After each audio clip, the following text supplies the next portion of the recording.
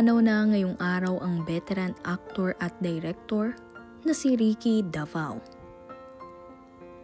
Bago ang lahat, huwag niyong kalimutang mag-subscribe at pindutin ang notification bell para maging updated sa ating mga susunod na video. Wala pa ngang isang buwan ay sumunod na itong si Ricky sa kanilang Mamita Pilita Corrales na pumanaw nitong April 12, 2025. Ayon nga sa anak nito na si Justin Davao, ay finally, they're singing again together. At ayon naman kay Ara, ay ito na nga ang kanilang mga angels. Marami nga rin ngayon sa mga netizens ang napapatanong kung bakit tila ba parang sunod-sunod ang nawawala sa pamilya nitong si Janine Gutierrez. Una nga ay ang kanyang lola Pilita Corrales at sumunod naman itong si Nora Honor. At ngayon naman itong si Ricky Davao.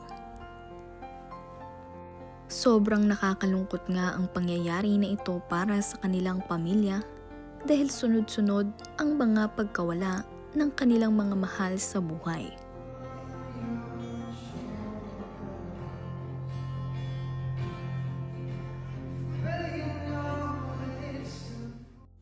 Ibinahagi naman nga ng anak ni Ricky Davao na si Justin ang kanilang larawan na ito together, na kung saan makikita nyo nga na masaya silang mag-daddy. At ayon nga sa kanya, ay ito raw ang pinaka-cute na teddy bear. At sabi nga niya, "I'll always be your teddy girl, Papa. I love you." At ibinahagi nga rin niya ang mga larawan nila ito na kung saan makikita nyo nga na napaka-supportive na ama nitong si Ricky sa kanya at sa kanilang magkakapatid.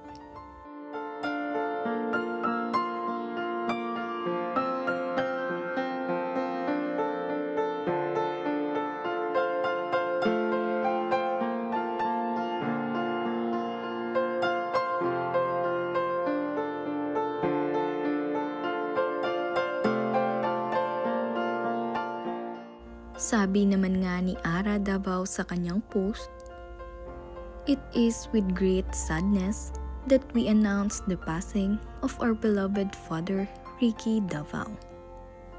He passed away peacefully, surrounded by his children and loved ones, after barely facing complications related to cancer.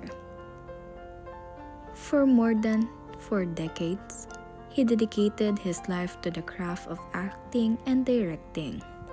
His remarkable body of work and award-winning performances have left a lasting legacy that will continue to inspire. Most of all, he was a loving father, brother, son, and a friend. We are deeply grateful for your prayers, love, and kind messages during this difficult time.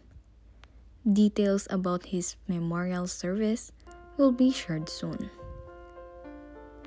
May you rest in peace, Ricky Davao."